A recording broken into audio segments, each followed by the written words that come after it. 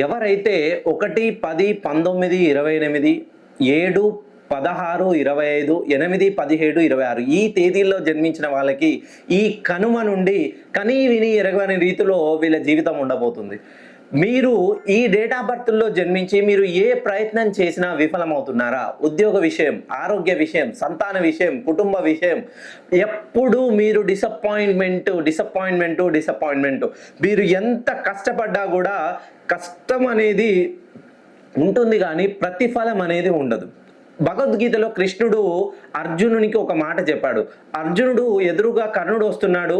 పార్థ, నేను ఇప్పుడు కర్ణునితో యుద్ధం చేస్తాననగానే కృష్ణుడు ఏం చెప్పాడంటే, ఎప్పుడు ఏ సమయంలో ఏది ప్రారంభించాలో అదే చెయ్యి, నీకు అప్పుడే విజయం ప్రాప్తిస్తుంది అని చెప్పాడు.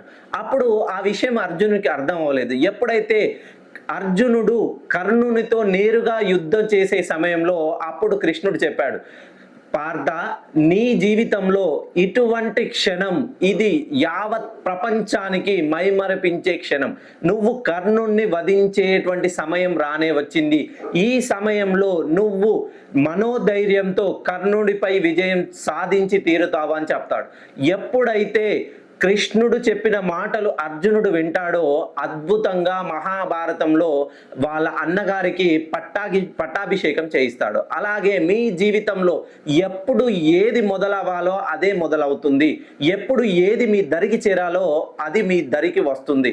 అనవసరంగా మీ పేరులో ఏది ఎలా ఉందో అన్నీ సరిచూసుకొని నూతనంగా వ్యాపారం కానీ, విదేశాలకు వెళ్ళడం కానీ, చదువుల్లో కొత్తదనాన్ని ఇప్పుడు కొత్తగా ఇంప్లిమెంట్ చేయడం కానీ, ఏ డబ్బులు ఇస్తే తిరిగి రాకపోవడం కానీ, ప్రతి విషయంలోనూ మీకు విమర్శలు, ఆటంకాలు, దీని వలన హెల్త్ డిస్టర్బెన్స్, అనూహ్యంగా మీకు ఆర్థికంగా తగ్గిపోవడం, రుణ బాధలు పెరిగిపోవడం, వడ్డీలు, లోన్లు, ఈఎంఐలు, పిల్లలు టెన్షన్లకు గురి చేయడం, మీరు చేసిన అప్పుల వల్ల పిల్లల్ని ఇబ్బంది పెట్టడం, భార్యాభర్తల మధ్య విభేదాలు, కుటుంబం మధ్య కలహాలు, కోర్టు మెట్లు, ఆస్తి తగాదాలు, ఇవన్నీ మీ జీవితంలో రాబోతున్నాయి.